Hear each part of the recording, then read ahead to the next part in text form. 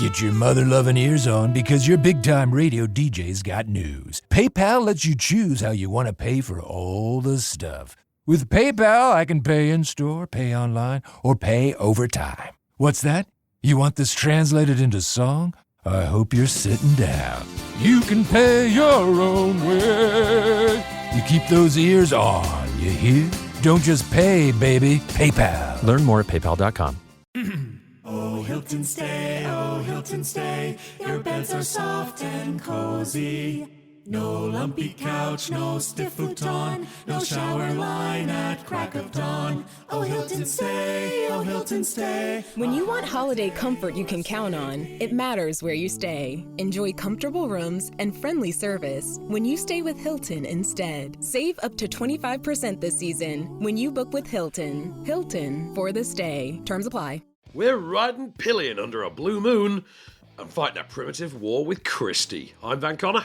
And I'm Adam Ball, and this is Offscreen, your 7-day guide to everything movies. Boom.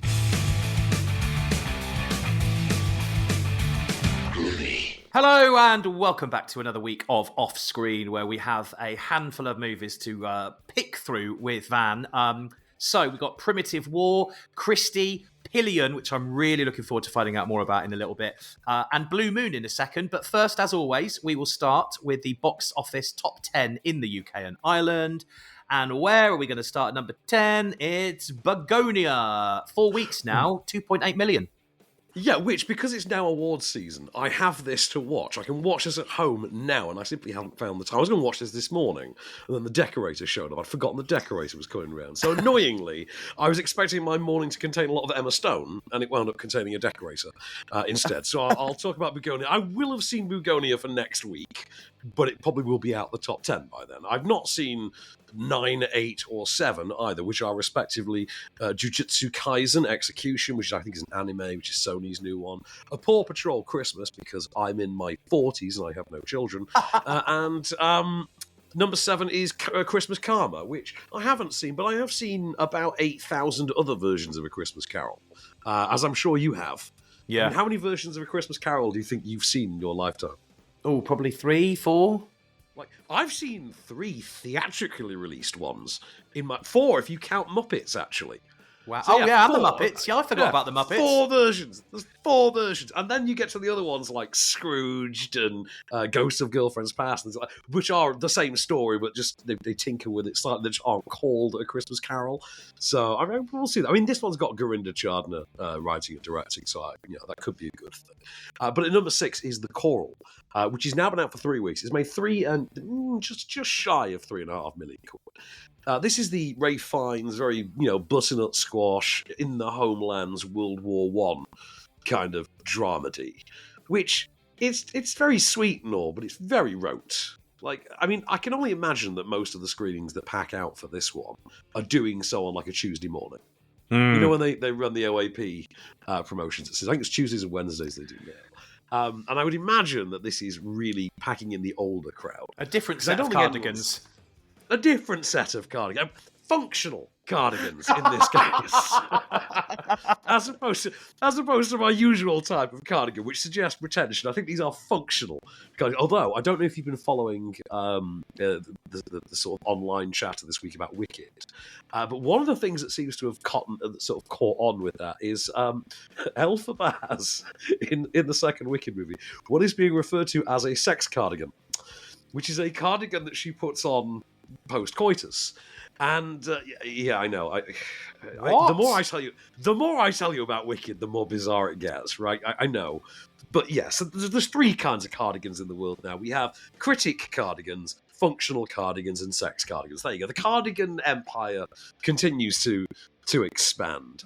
Don't let that trick you into thinking that Wicked for Good is worth seeing. It's number 1. We'll get to it. Number 5, and this is worth seeing. Now out for 3 weeks. 5 million quid in the bank in the UK.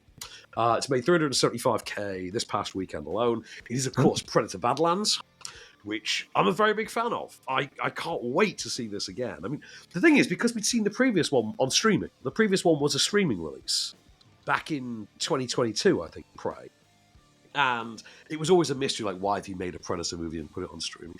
And the thing is, we kind of got used to that idea, and the follow-up movie, the animated one, was also for streaming.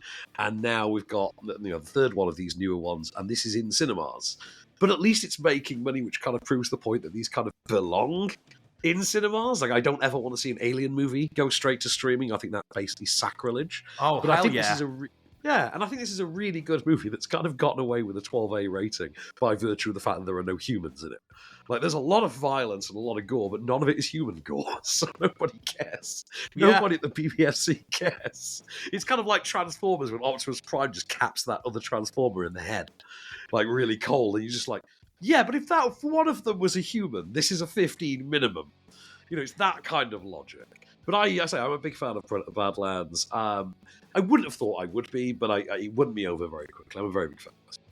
Number 4, Nuremberg, which has been out for 2 weeks, just over 2 million. So that's not bad for 2 weeks. Well, I haven't seen this, and I really want to for all the worst possible reasons. Because for one thing, you've got like Russell Crowe playing Hermann Goering, which is so bizarre a bit of casting. Like, Russell Crowe with a German accent in a courtroom playing Hermann Goering. Sign me up, because if it's good, great. If it's bad, which is more likely, brilliant. You know what I mean? And also, it's got Rami Malek in it. And, I'm fascinated by Rami Malek's career. He might be genuinely one of the worst Oscar winners we've ever had. I don't mean bad for winning the Oscar. He was great in the role that he won the Oscar for, which was Freddie Mercury. But he followed that up with a Bond movie, which might have been the most thankless Bond villain we'd seen since the second Daniel Craig movie. And then, since this, and I think there's been a couple of direct-to-DVD type things, but, what is wrong with Rami Malek's agent? Your client is the first Egyptian Oscar winner. I think that requires some effort, and evidently he's not getting it. But did you just say yes to everything? Is that what the problem is? Well, we call that the Nicolas Cage principle. Yes. But no. That's so true. It is. The Nicolas Cage principle. Just say yes, and every third one will be good. Odds are. It's the law of averages. Number 3, The Running Man. Now, you didn't see this one. You haven't seen The Running Man, have you? No, I want to see it because I loved the other version that was taken from the book. I loved it. Well, this is a lot more like the book than the Schwarzenegger version was. Right. Now, as such, I think it's a better film. Ooh. I don't think it's as much fun as the Schwarzenegger. The Schwarzenegger one is fun. Here, play Sub-Zero, now, just plain zero. I love that. That's my kind of bag. But, the new one is going for something a bit more grounded, a bit more real. But, of course, skewing closer to the novel. I think it's the least Edgar Wright movie, and I think that's a bad thing. Because I actually think that if Edgar Wright kind of went full tilt on this would level it up significantly. If you had the stylization of, for instance, Baby Driver or Scott Pilgrim, I think you're talking about a completely different ballgame. And you're talking about a film that goes from being a 3.5-star film to being a 4 minimum kind of thing. Okay, well, I mean, it's on my list to watch. I really want to see that one. Number 2, Now You See Me, Now You Don't. 2 weeks, 4.3 million. In fact, in the last week, it's taken 1.1 million, so it's got to be good. People do like these movies. It's very strange. Nobody ever talks about them. Nobody ever talks about Now You See Me. They just go and see it. But they go and see it, and if you ever ask someone, like, hey, have you seen Now You See Me? They go, oh yeah, really good movie, I like that one. People love them, but they don't, it's one of those, they don't seem to acknowledge that they love them.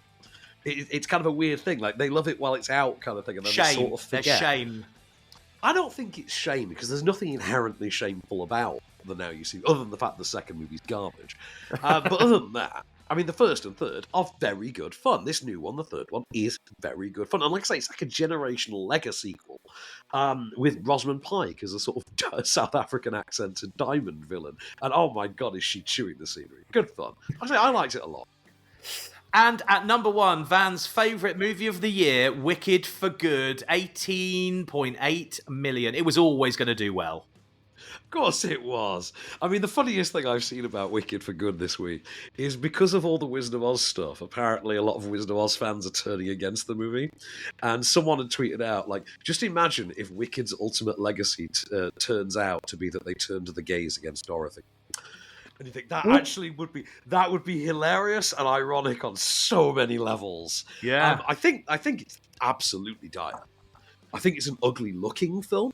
I think it's a morally quite ugly film as well. I mean, I don't really want to get into it for spoiler reasons, but morally it's quite a questionable film in terms of how they've chosen to play it. I think the performances are naff. Like, I don't think Cynthia Erivo has the gravitas that she thinks she does pulling this off, and Ariana Grande's baby girl routine was irritating the first time around, and is just straight up nauseating the second. And about the point that halfway through the movie they decide to crowbar in the entire plot of 1939's MGM version of The Wizard of Oz, and then retcon it to buggery, is about the point that mentally I check out. Fair, I'd say. Yeah, I think that's fair. So we'll dive into our first movie then. It's a psychological drama, it's a biography, and it tells the story of Lawrence Hart. The only problem with that is I have no idea who Lawrence Hart is. Well, actually, here's the interesting thing. You do and you don't. You are aware, however, of Rodgers and Hammerstein. Yes. You know, of course, you of all people would know Rodgers and Hammerstein. Well, Hart was the previous composer. So it was Rodgers. Was it Hart? I think it was Rodgers and Hart originally, and then It's kind of like, who was the one in the Beatles? Was it Brian Epstein from the Beatles, who was the previous member? I think so. Yeah. It's that kind of an equation. Now, what we get here is a new movie. This is written and directed by Richard Linklater. So it reteams him with his Before Sunrise, After Sunset frequent collaborator Ethan Hawke, who plays Hart here. And what we get is one night with Lawrence Hart in a bar, following the debut performance of Oklahoma. So he has skipped out early in Oklahoma. He's hated every second of it. Gone to the local bar, and he's waiting for Rodgers and Hammerstein to show up at this bar for their congratulatory drinks. And the idea is that he's trying to basically worm his way back in. He's had some problems that have seen him kind of cast out professionally. And he's trying to worm his way back in, get another shot, with his esteemed collaborator with whom he does his best work, and get his time back in the limelight. Have a listen. This is the sort of dialogue we're going for in this one.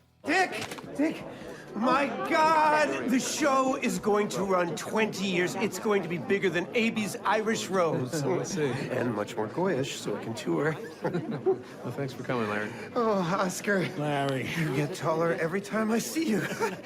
What can I say? The lyrics are brilliant. Poetic when they need to be poetic. Funny when they need to be funny. Not a rhyme, out of place, easy on the ear. I'm just a fool when lights are low. Perfect!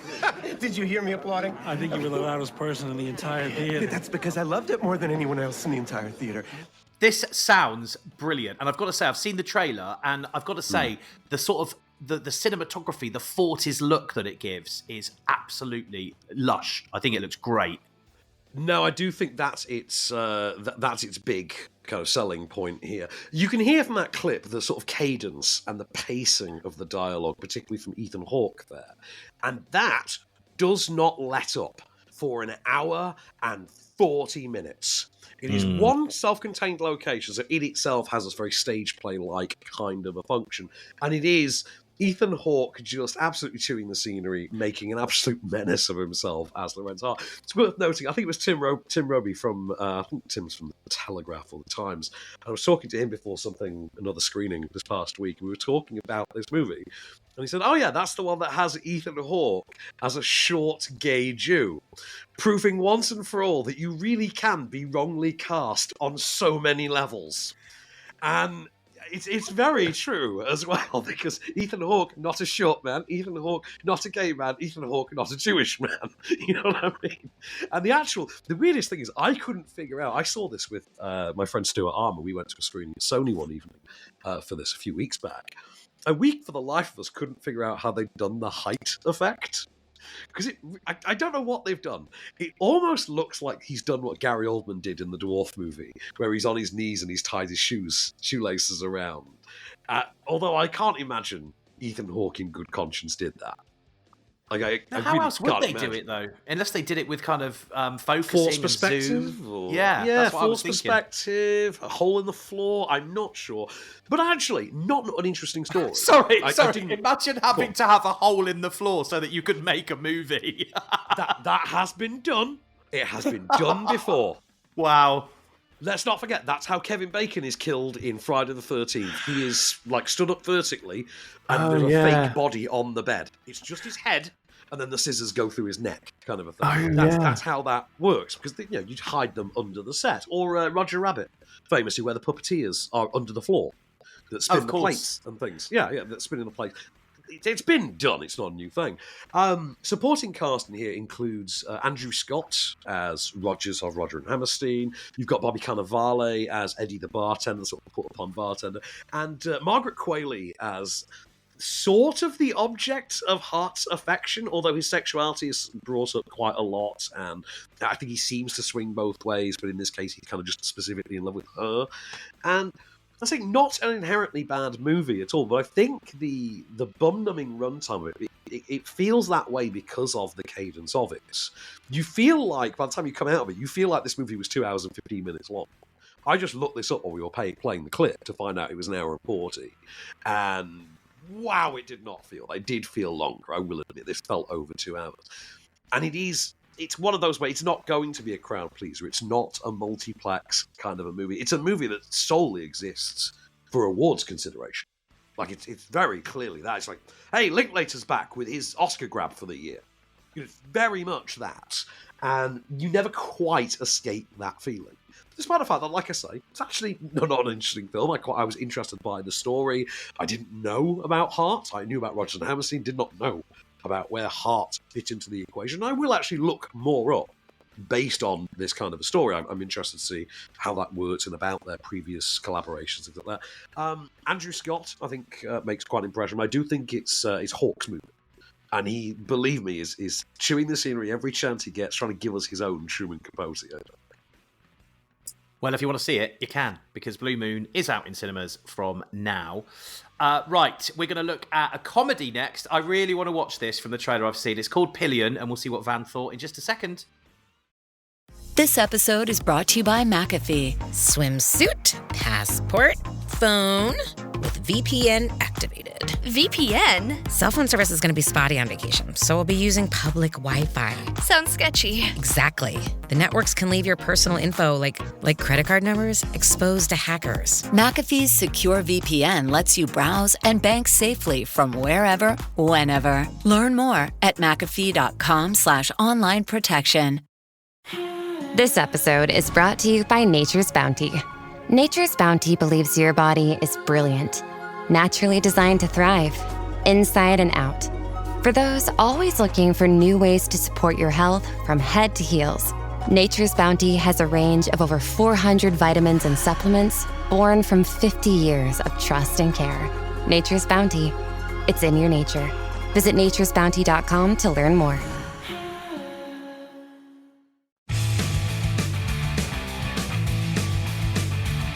Hello and welcome back to Off Screen then. We're going to dive straight into our next movie, which I did list a moment ago as a comedy, and that's because it says on IMDb it's a comedy drama romance. Straight afterwards, Van said, what? I mean, it is funny. I will say it is a funny film. I'm going to pull up the IMDb page myself on this one. So the film we're talking about is, of course, Pillion. Now, you told me last week that Pillion means to ride on the back of a motorcycle. Yes, if you are the person sat behind the rider, you are the pillion. Right, okay. I did not know that, and obviously it makes a lot of sense in the context of the film now that you've told me. So, this is a British film. This stars Harry Melling from Harry Potter. It's the best way to describe him. He was also the villain in The Old Guard, the first Old Guard movie, but I don't think anyone remembers him for that. He's just Dudley from Harry Potter. Will be for the rest of his life. Now, our ex-Harry Potter actor here plays a young, sort of buttoned-down, small village kind of a young gay man. Relatively inexperienced, sings in the choir with his dad down the pub, kind of a deal. And he's kind of looking for love, and one day happens upon a way out of his league, roguish American motorcyclist played by Alexander Skarsgård. Now, I want to put this in context for you, again, in case you just missed that. Now, there's punching above your weight. We've all done it. I presently do exactly that. Yeah, punch above my weight. I then hear you. Then there's Dudley from Harry Potter and Alexander Skarsgård, the Northman, from True Blood. That guy. That's the level of punching we're talking here. Now, pretty much the second these two kind of start to connect, a relationship dynamic very quickly starts to form between the two of them. Best described, I have to be very careful for radio reasons how we describe this and what level of detail we go into, very much a sub-dom relationship with Harry Melling as the sub. And, well, all the relationship complications that come with that as Melling's character starts to feel more. And as Skarsgård's character at the same time starts to slowly attempt to come out of his shell to placate him, but finds that comes with a degree of difficulty and is putting him in a position of discomfort that he himself is also not quite prepared for. So have a listen. This is a clip. This is from Pillion.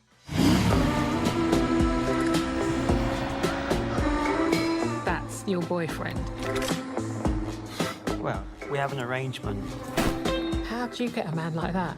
I have an aptitude for devotion. If you're quiet, you can sleep on the rug. The rug.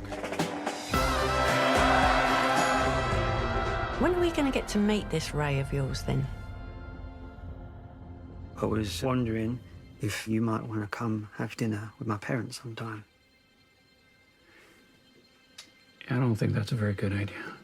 Do you know what? I just feel, listening to that, this is going to be a real heartwarming film at points. It's quite strange, actually. So I was in the throes of the flu when I watched this. I had the link to watch at home. I'd spent the day dying on the couch. I think Faith came home, and we were like, "Oh, what should we watch?" I went, "I need to watch something for work. Can we watch this link?" She's like, "Okay, cool." She hadn't. I think she'd seen the trailer a month or so previous. Had forgotten about it. We put it on, and we loved this. I would describe it as the gay male answer to Secretary. Like, very much. If you know the relationship dynamics of the movie Secretary, which is pretty much the same thing, but in a heterosexual dynamic as opposed to two men, very much the same kind of movie, with a biker element in rather than a lawyer in this case. Great supporting cast. Leslie Sharp and Douglas Hodge as Melling's parents, I think, are very good. Leslie Sharp in particular, I think, is quite heartbreaking in it. There's also, and I didn't even realise this was him, until I sort of got to the end of the movie. He was in the credits. This features Jake Shears from the Scissor Sisters. What? In an acting role. Right, yeah, okay, yeah. The guy from Scissor Sisters is in this acting. I didn't know he acted. Me either. I mean, is there some of Scissor Sisters songs in it at all? Have they used that aspect? No. Oh. It's just acting. It's just a straight-up acting role. Didn't realise it was him. Wow. And do you know what? He's obviously fairly decent at it, because I didn't notice, well, that guy's not an actor. Didn't occur to me, at any point. Usually you can tell when someone in a movie is not an actor. Like Ed Sheeran. Like Ed Sheeran, or look at the choral. We were talking about the choral in the box office top 10. When we reviewed that, and I said to you, like, there was two actors in there who couldn't act, and then it turned out that they weren't singing either, and it kind of, you assumed that they had been like stage musician type actors who'd been hired for this, and obviously they were just kind of crap at the acting side. Obviously, you got proven wrong in that case. But no, Jake Shears. Oh, no, very, very different. Is it Shears plural? It is Shears plural. Yes. Yeah, it is, yeah. Yeah. It's not single shear, it's pair of shears. Yes. Okay, exactly. Right, got it. Yeah.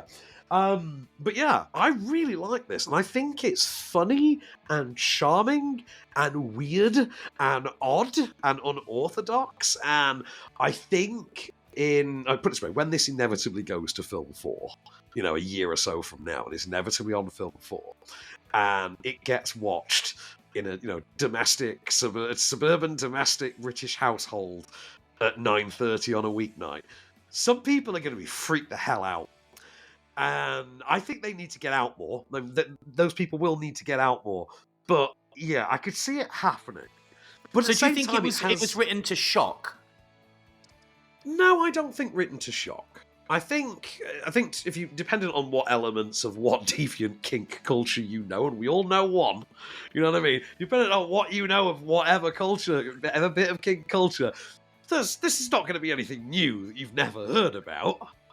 But, yeah, you know what I mean? It's kind of like that. Like, there's just little things. Like, there's a certain shorthand you kind of have to know. Like, this is not a movie, for instance, that you would immediately comprehend if you didn't know what Grindr was, for instance. Right. You know what I mean? There is a certain culture. Yeah, yeah. You work in broadcasting, my friend. Come on, right? Come on, we work in broadcasting, whether you use it or not. You know. Yeah, true. Fair one. I'm reasonably sure at least half our colleagues are on it. Anyway, it's just how it goes. But I did just find this, like, actually really winning. And I think a lot of it comes from Harry Melling. Skarsgård has done this kind of thing before, playing the stoic character. Like, obviously, I mentioned the Northman in there. He's quite a stoic, savage character in that. But here, it's more about stoicism. But against that, you need someone who brings the heart and the warmth and the depth and, to a degree, the innocence as well. And Harry Melling is absolutely fantastic with this remit. He's genuinely brilliant. He might seriously be bringing the best performance ever to come out of any of the former child cast of Harry Potter. Seriously, like hands down. And I say this as someone who's a Daniel Radcliffe apologist. But yeah, this is hands down the best performance any former Harry Potter kid has delivered. Well, there you go. If you want to watch it, you can. You've sold it to me. It's available right now in cinemas. Okay, we're going to look at the movie Christy next. We'll see what Van thought of that one. It's a boxing, docudrama, period drama, biography, drama, history, sport, apparently. I have been referring to it, like, colloquially in passing as the Sydney Sweeney lesbian boxing movie, which I think makes it sound a lot more crowd-pleasing than it actually is. Also, back on Pillion for a moment, I will say, you and I have both had some dodgy first dates in our back catalogue. Yeah. I don't think either of us have ever been on one where we've been told, yeah, you can sleep on the floor on the rug. I don't think anyone's ever told us that before. So go into Pillion and brace yourself for some genuine shock value. It's like, I love it. Right, we'll be back in just a minute. We'll see what Van thought of Christy. Stay there.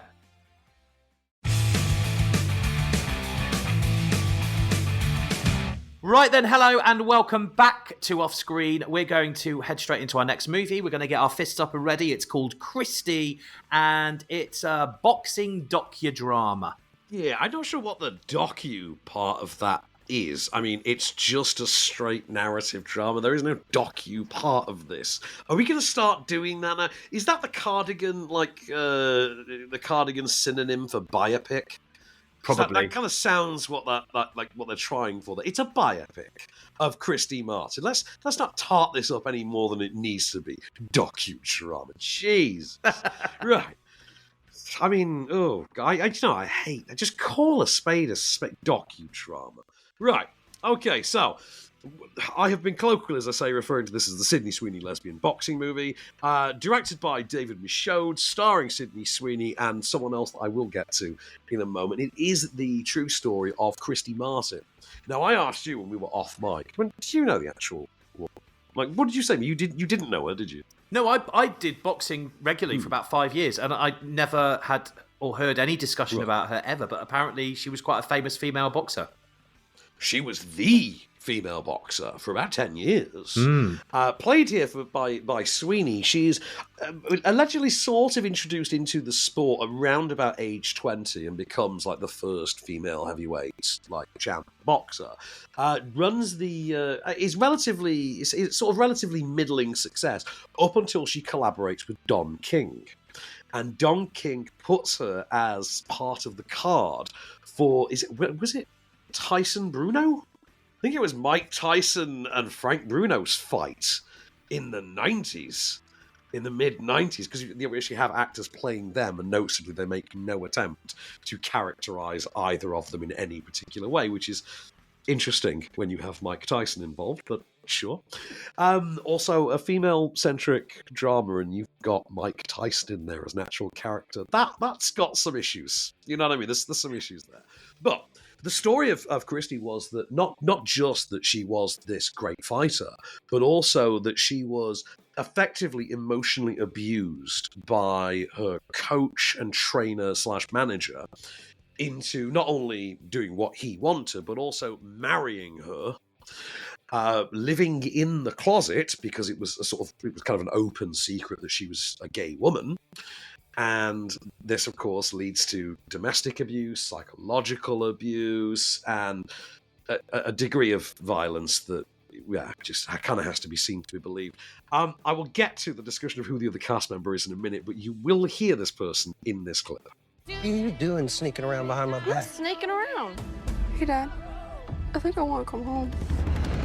You want to lose your trainer, your career, all of it? Honey, you are like family to me. I am worried about you. I've heard some stuff. What stuff? There's no Christy Martin without me. I need help, Mama. He's angry at me all the time. Oh, Christy. You sound crazy. I mean, it fascinates me from what you said and the trailer that I've seen. And I must also say, I think they've given the look of the movie a really good attention to it being a 90s movie. It looks 90s.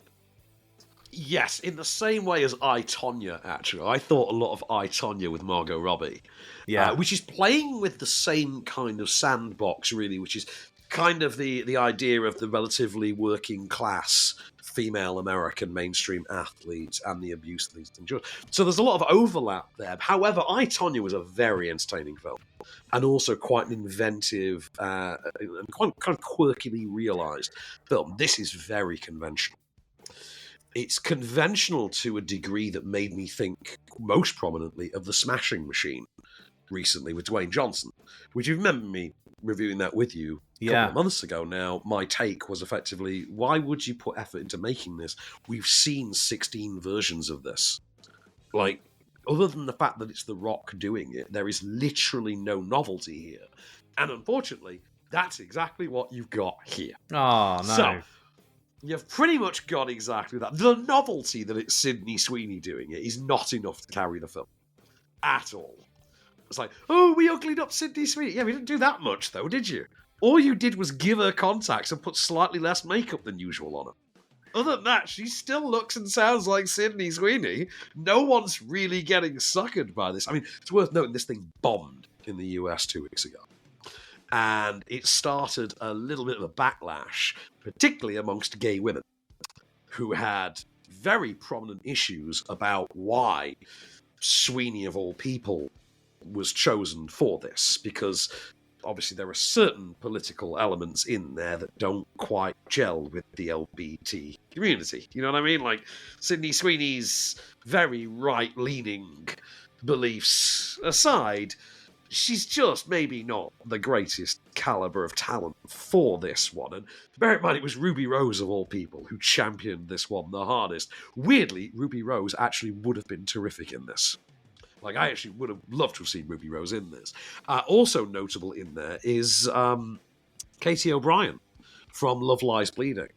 And from pretty much the moment that before Katie O'Brien appeared in the film, I remember thinking to myself, I'm not enjoying Sydney Sweeney in this. If you needed a gay woman to do this, like, would you not been better off getting a gay woman to do this? And also, Katie O'Brien exists. She needs a star vehicle very badly. Why did you not make this the Katie O'Brien vehicle? It would have been amazing. Katie O'Brien, of course, then turns up. And the character she plays leads to quite a predictable place, because this is written in the most paint-by-numbers fashion imaginable, that there really is no room for mystery. However, there is one mystery that I had all the way through this, which was, who is Sydney Sweeney's on-screen male co-star, the coach/husband? He looks a lot like someone who would have played the dad in an 80s US sitcom. You know what I mean? Like one of those guys who looked about 55 but was 40. Yeah. You know, like that. And I honestly thought it was like an unknown. I thought this guy's very good. Like, hats off, and they found a guy who got this look. Yeah. You know, very good. But I thought he was an unknown. Came away, and it wasn't until someone was talking about the film in passing, said, oh, you know, starring Sydney Sweeney, Ben Foster. Wait, hang on a minute, what? Oh, Ben Foster. I went, that was Ben Foster? That's Ben Foster from Get Over It, from Hostage, from Hell and High Water, from X-Men The Last Stand. Ben bloody Foster, and they have put him under makeup effects so convincing that combined with his performance, I genuinely did not know that was him. Wow. He's fantastic in it, but I didn't have the first clue that was Ben Foster. I thought, whoever this guy is that they've got, he's really good at playing a nasty piece of work. And then you find out afterwards that it was Ben Foster. You're like, oh, okay, that's why he's so good at playing a nasty piece of work. Ben bloody Foster, that's why, yeah. And yeah, the best thing about the film is Ben Foster. Like, genuinely, straight up, his performance is terrific. He is slimy, insidious, manipulative, just an awful person in this movie, and yet he's so compellingly watchable. And I say that, again, with the caveat that I had no idea that was Ben Foster when I was watching it. Wow. So, yeah. Sweeney, less memorable, however. I mean, that makeup must have been good, because you, of all people, would recognise any actors in any movie, ordinarily. Usually, makeup effects don't typically faze me, but yeah, this one, I really couldn't tell it was him. I really honestly thought, like, who is this unknown, like, sitcom dad-looking guy from the 80s that you found? But yeah, really well done. I was quite captivated by it. I would say, directorially, not really that flashy or interesting, not inventive. They've done nothing with it. Narratively, not flashy, inventive, or interesting. Like, compare this to something like I, Tonya, and you're talking different levels entirely here, different sports. I mean, literally different sports, obviously. But, you know what I mean? You're not playing in the same league, kind of a thing. Yeah. And I think that's a shame. I think the story here deserved better. And I do side with the LGBT community and Ruby Rose on this one as well, which is, I do think that not only was Sydney Sweeney horribly miscast in this, I think it's actually quite disrespectful to have her doing this in the first place. Especially given what Sydney Sweeney represents. I mean outside of the political sphere. Let's be really honest for a second. Sydney Sweeney is Barbarella. Right, that's who she is. She's Pamela Anderson. She's Heather Locklear. She's a pin-up. You know what I mean? No one is going to Sydney Sweeney looking for, we want you to do Shakespeare. But when it's something like this, and the material honestly requires and deserves it, to be honest, she ain't the head you should be hanging that hat on.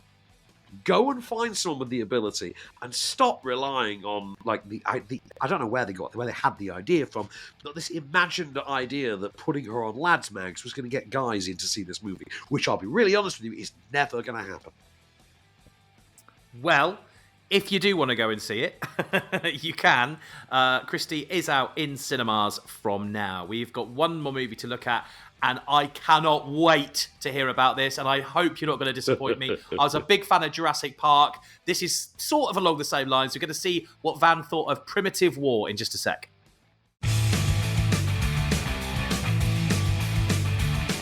Hello and welcome back then for one last ride on Offscreen this week. We're going to dive into our final movie, which is in cinemas from today. It's called Primitive War. You heard me mention Jurassic Park earlier. Van's probably going to say, you can't compare the two. But basically, it's about dinosaurs.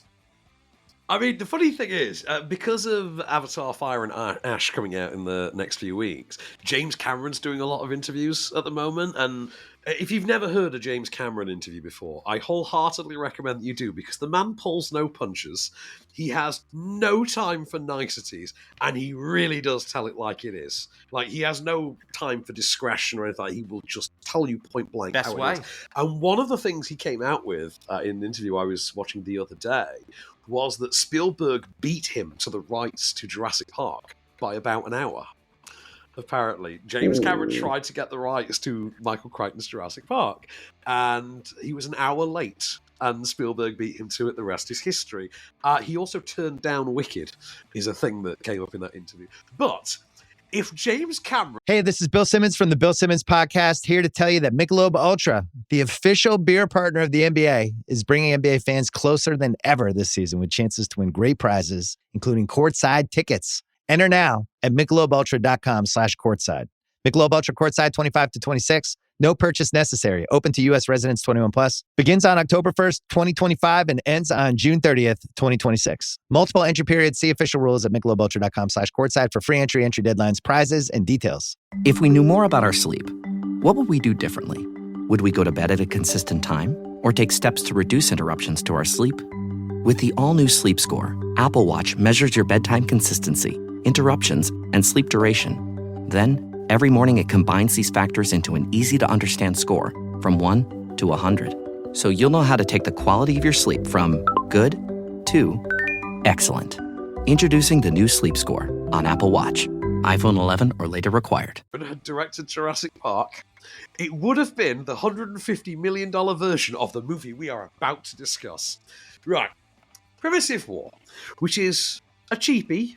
It's cost $7 million, this film. It is set during the Vietnam War and centres around a platoon who are dispatched on a mission, a covert op, to find two missing scientists who they've gone on. They failed to check in.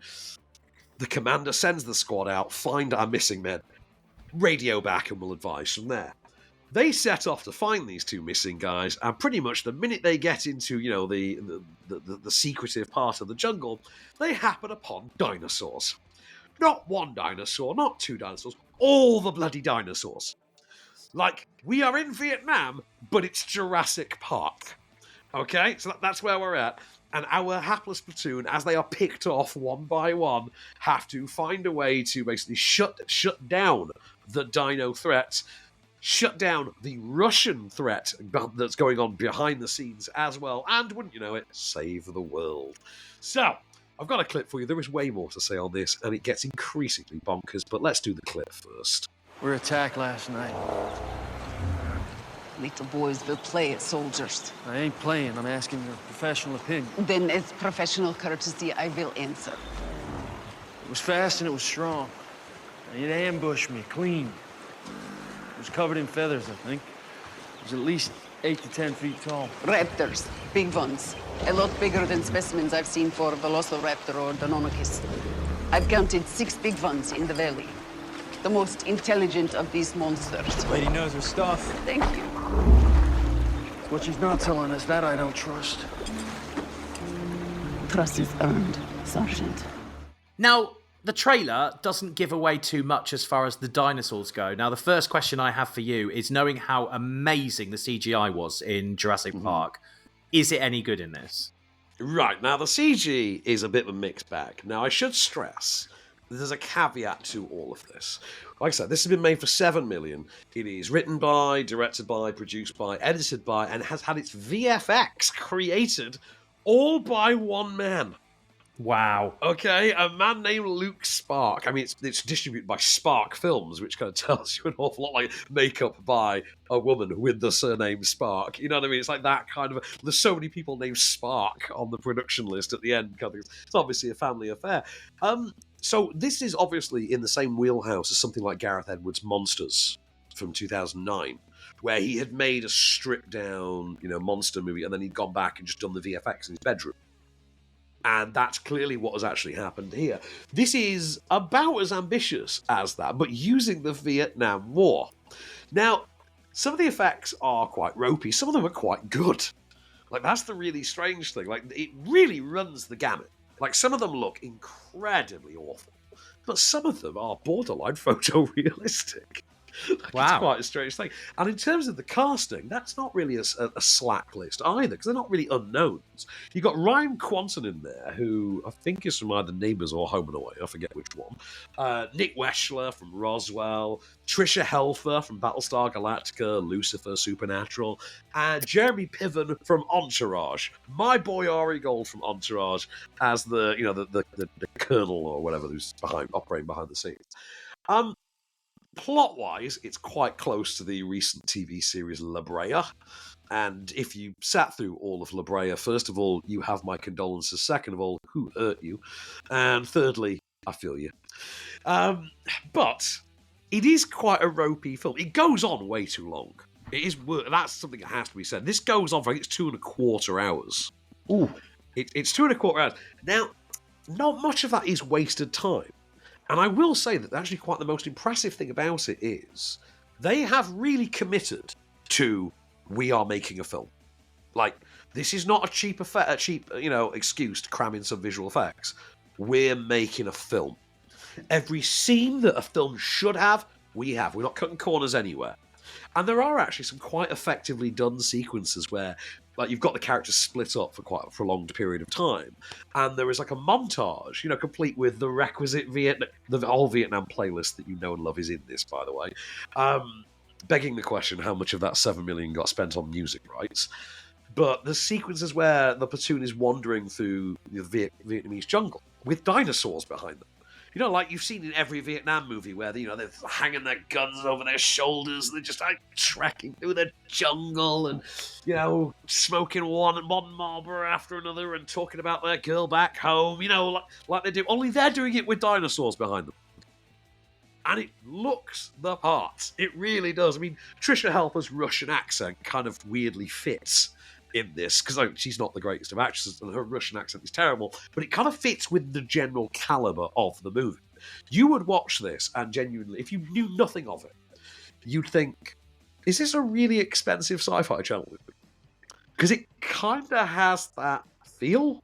Like someone had a Sci-Fi Channel movie or an Asylum movie, and then once they'd made the movie, they just had 50 million thrown at them and got told, beef that up, we love it.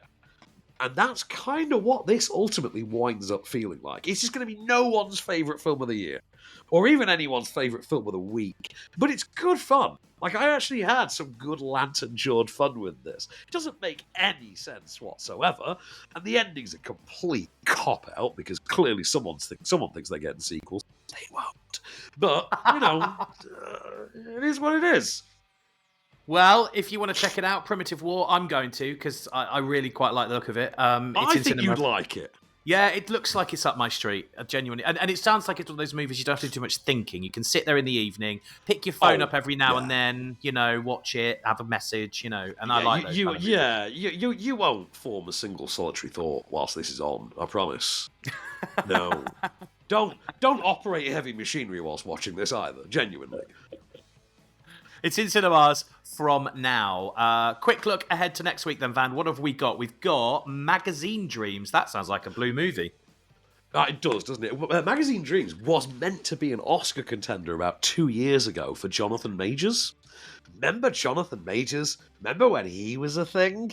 And then, a couple of domestic abuse charges later, he's not a thing, and Marvel had to change their entire slate because of it. Because he was Kang in the Marvel universe, and they actually started featuring the character in movies and TV shows, and then of course everything that happened, real world controversies, and now we have Robert Downey Jr. being overpaid to be a god-awful take on Doctor Doom. So cheers for that, Johnny. But Magazine Dreams is his bodybuilding movie. I say we've had a screener link for this for 2 years, and we've just never had to watch it because it was never getting a release. It's now finally getting a release in the year of our Lord 2025. So yeah. Also, Eternity. See, I like that as a title for a movie. Right. This is not anything to do with the Robbie Williams song, just before you ask. I actually saw this last night. Stop me if you think this sounds like a good idea for a movie. An old man dies choking on a pretzel at his great-grandchild's gender reveal party. Wakes up in the afterlife where he looks like his 30-year-old self because you go back to looking like your happiest. Like when you're at your happiest. And he waits around a few days for his terminally ill wife to also die, and she turns up looking like her 30-year-old self, only Elizabeth Olsen, so lucky dog. And before they can pick where they're going to spend eternity together, someone else enters the picture, because it turns out our dead guy forgot that she had a husband before him, and he died in the Korean War, and he's been waiting around for 70 years for her. Ooh! Yeah! That sounds good. That's the movie. So it's basically defending your life with a love triangle. Oh, that sounds like a great movie. Well, I'm looking forward to more on that next week. And finally, we're going to look at Five Nights at Freddy's 2. Yeah, I saw the first one. We reviewed the first one together. I've never really played the game. Did you play the games when they were out? No, never interested in that. They were big hits on like PS1, right? They were PlayStation 1 games. Yeah. It's worth noting, every younger person I know seems to really love these. I don't quite get it myself. Sure, I thought Willy's Wonderland was all we needed from this kind of a concept. But sure, Five Nights at Freddy's. I'm not going to complain. It's got Beck from You in it. Beck, the worst person ever put on screen. Yeah, worst person, but gorgeous. And I think she's the female lead in this one. So that's not all total loss. There's 3 to look forward to then next week. That is all we've got time for this week on Off Screen. Thank you for joining us. We will return next week. Until then, I've been Adam Ball. I've been Van Connor. Keep it cinematic and we shall return.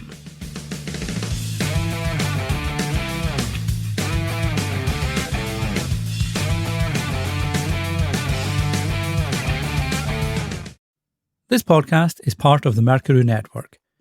To find your next favourite show, like mine, 5 Random Questions, visit mercurypodcast.com now.